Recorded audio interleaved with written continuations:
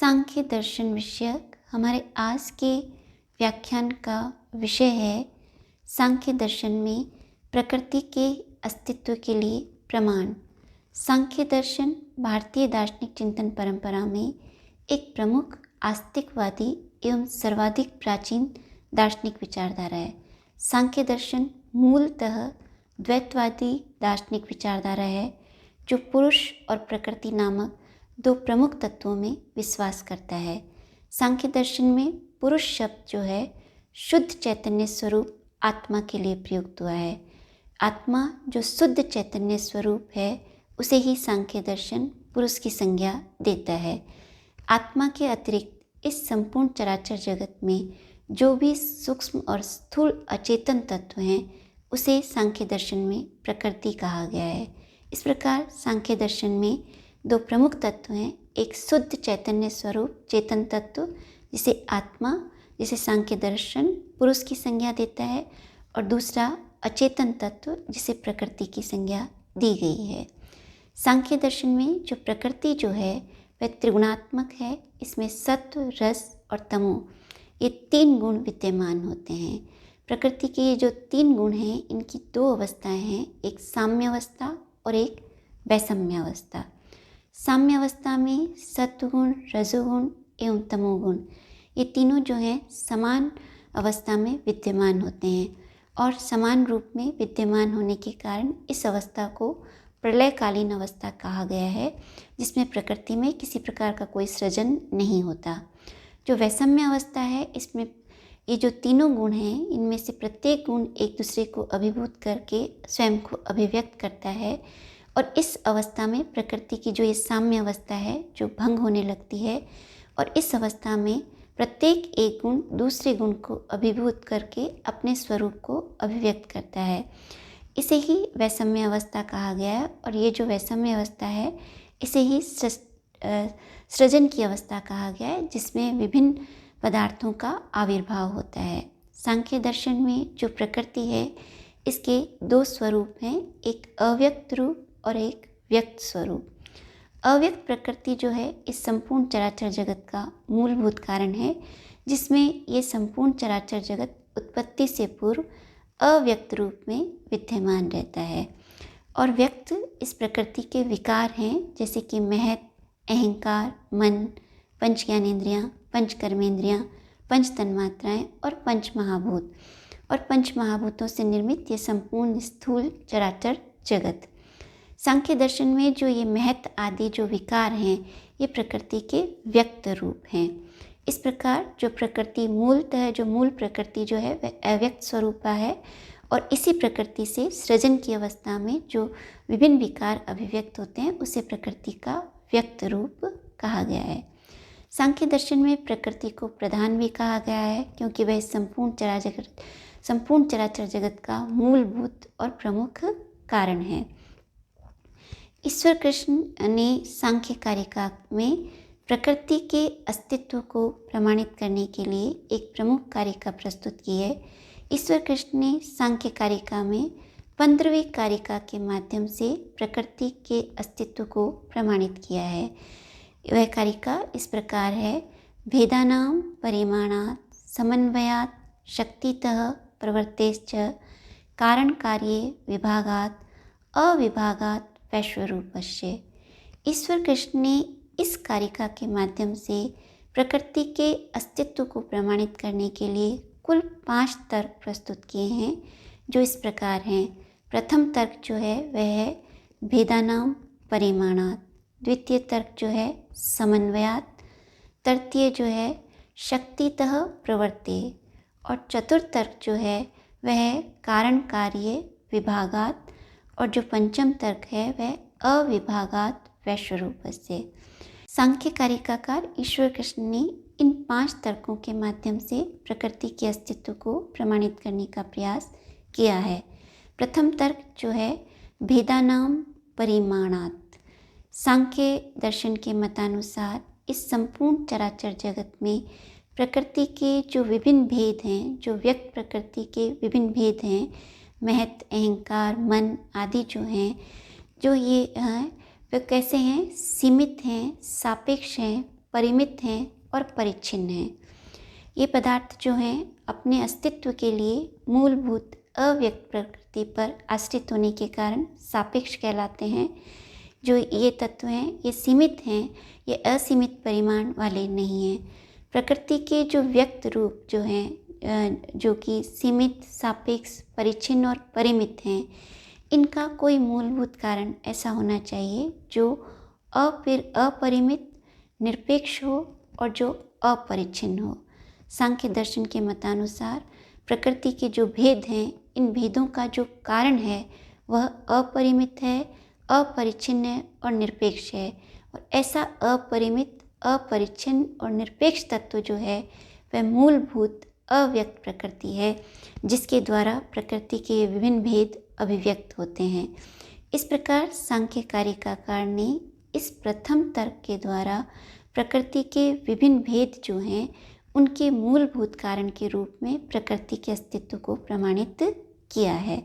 सांख्य कारिकाकार के मतानुसार प्रकृति के जो विभिन्न भेद, विकार जो हैं या व्यक्त रूप जो हैं वे सीमित हैं, सापेक्ष हैं और परिच्छिन्न हैं। इनका कारण जो है वह असीमित, निरपेक्ष और अपरिमित तत्व हो सकता है, और वह अपरिमित, असीमित और निरपेक्ष तत्व जो है वह मूलभूत प्रकृति ही है। सांख्य कारिकाकार ने जो प्रकृति के अस्तित्व के लिए दूसरा प्रमुख तर्क जो प्रस्तुत किया है वह है समन्वयात। इस तर्क के माध्यम से सांख्य कारिकाकार स्पष्ट करते हैं कि इस चराचर जगत के जो पदार्थ हैं वे सुख, दुख और मोहात्मक हैं। अर्थात इस संसार के जितने भी पदार्थ हैं वे या तो सुखात्मक हैं या दुखात्मक हैं या मोहात्मक हैं। सुखात्मक पदार्थ हैं उनका प्रमुख कारण जो है वह सत्वगुण है, और जो दुखात्मक पदार्थ हैं उनका कारण जो है वह रजोगुण है, और जो मोहात्मक हैं उनका प्रमुख कारण जो है वह तमोगुण है। यहाँ जो सुखात्मक पदार्थ हैं जिनमें सत्वगुण की प्रधानता होती है, यहाँ ये स्पष्ट करना आवश्यक है कि संसार के जो पदार्थ हैं उनमें तीनों गुण विद्यमान होते हैं, किंतु किसी पदार्थ में सत्वगुण की प्रधानता होती है। जिन पदार्थों में सत्वगुण की प्रधानता है वे सात्विक होते हैं, और सात्विक पदार्थ जो हैं वे सुखात्मक होते हैं। जिन पदार्थों में रजोगुण की प्रधानता है वे राजसिक हैं और वे दुखात्मक होते हैं, और जिन पदार्थों में तमोगुण की प्रधानता है वे तामसिक होते हैं।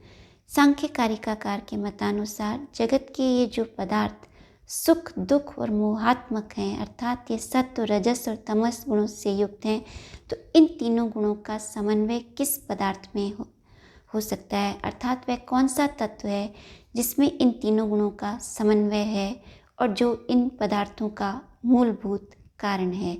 सांख्य कारिकाकार के मतानुसार जिस तत्व में सत्व, रजस और तमस इन तीनों गुणों का समन्वय है और जो इस जगत के सुखात्मक, दुखात्मक और मोहात्मक पदार्थों का मूलभूत कारण है वह अव्यक्त प्रकृति ही है। इस प्रकार समन्वयात तर्क के द्वारा सांख्य कारिकाकार ने प्रकृति के जो ये कार्य रूप हैं, अर्थात इस चराचर जगत के जो कार्य हैं वे सुखात्मक, दुखात्मक और मोहात्मक हैं। सुखात्मक जो हैं सत्वगुण के कारण, दुखात्मक रजोगुण के कारण और मोहात्मक हैं वे तमोगुण के कारण। और इन तीनों गुणों का समन्वय जिस तत्व में पाया जाता है उसे ही अव्यक्त प्रकृति की या मूलभूत प्रकृति की संज्ञा दी गई है।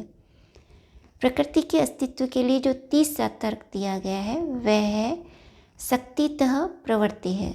इस तर्क के माध्यम से ये स्पष्ट किया गया है कि किसी भी कार्य के लिए किसी समर्थ कारण का होना आवश्यक है। समर्थ कार्य में ही किसी कार्य को उत्पन्न करने की क्षमता होती है। समर्थ कारण वह होता है जिसमें कार्य को उत्पन्न करने की क्षमता हो। जैसे कि मूंगफली के तेल के लिए जो समर्थ कारण है वह मूंगफली के बीज हैं। स्वर्ण आभूषण के लिए जो समर्थ कारण है वह स्वर्ण है। मिट्टी के घड़े के लिए जो समर्थ कारण है वह मिट्टी है। इस प्रकार इस जगत के जो सूक्ष्म और स्थूल पदार्थ हैं इनका समर्थ कारण कौन है, अर्थात वह कौन सा तत्व है जिसके द्वारा प्रकृति के सूक्ष्म और स्थूल पदार्थों की जो है उचित व्याख्या की जा सकती है, अर्थात वह कौन सा कारण है जिसके द्वारा इस जगत के सूक्ष्म और स्थूल तत्वों की व्याख्या की जा सकती है। सूक्ष्म तत्वों के अंतर्गत महत, मन, अहंकार आदि आते हैं, जबकि स्थूल तत्वों के अंतर्गत वे पदार्थ आते हैं जिनका हमें इंद्रियों के द्वारा ज्ञान होता है। प्रश्न ये है कि जो ये सूक्ष्म और स्थूल तत्व हैं, इनका समर्थ कारण कौन है।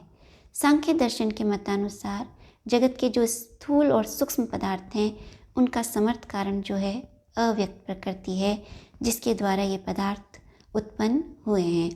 इस प्रकार शक्तितः प्रवर्तित तर्क के माध्यम से सांख्य दर्शन में प्रकृति के अस्तित्व को प्रमाणित करते हुए ये स्पष्ट किया गया है कि इस चराचर जगत के जो सूक्ष्म और स्थूल तत्व हैं, उनका समर्थ कारण जो है मूलभूत अव्यक्त प्रकृति ही है। सांख्य दर्शन में प्रकृति के अस्तित्व के लिए जो चौथा तर्क प्रस्तुत किया गया है, वह है कारण कार्य विभागात। सांख्य दर्शन के मतानुसार इस जगत में जो पदार्थ हैं, उनमें हमें एक कार्य कारण की श्रृंखला दृष्टिगत होती है। प्रत्येक कार्य का कोई ना कोई कारण है। इस प्रकार इस जगत का भी कोई कारण होना चाहिए।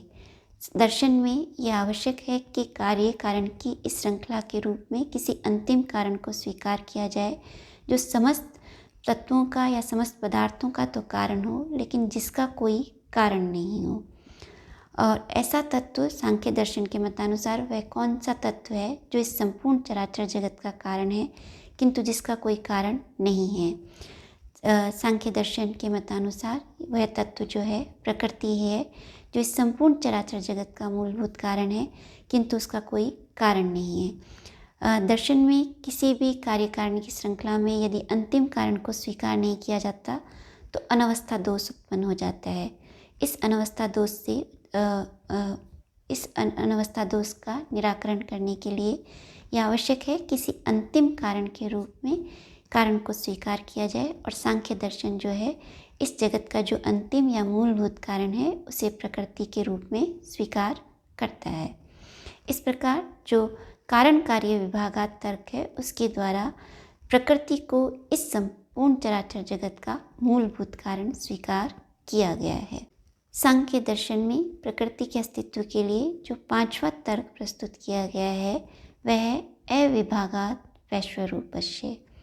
सांख्य दर्शन के मतानुसार यह संपूर्ण चराचर जगत जो है कार्य कारण श्रृंखला से व्यक्त है। कार्य कारण के विषय में सांख्य दर्शन में दो प्रमुख तथ्य हैं, जो इस प्रकार हैं कि कारण से कार्य की उत्पत्ति होती है, और कार्य जो है नष्ट होने की अवस्था में अपने कारण में लीन हो जाता है। सांख्य दर्शन में उत्पत्ति और नष्ट जो है उसका एक विशेष अर्थ में प्रयोग हुआ है। उत्पत्ति का अर्थ है कारण से कार्य का अभिव्यक्त होना, अर्थात किसी वस्तु का व्यक्त होना अव्यक्त है, उसका व्यक्त होना ही उत्पत्ति है। और जब कार्य अपने कारण में लीन हो जाता है या अव्यक्त हो जाता है, तो उसे नष्ट होना कहा गया है। इस प्रकार उत्पत्ति का यहाँ अभिप्राय नवीन आविर्भाव या किसी नवीन रचना से नहीं है, और इस प्रकार नाश का अर्थ जो है पूर्णतया विनाश नहीं है।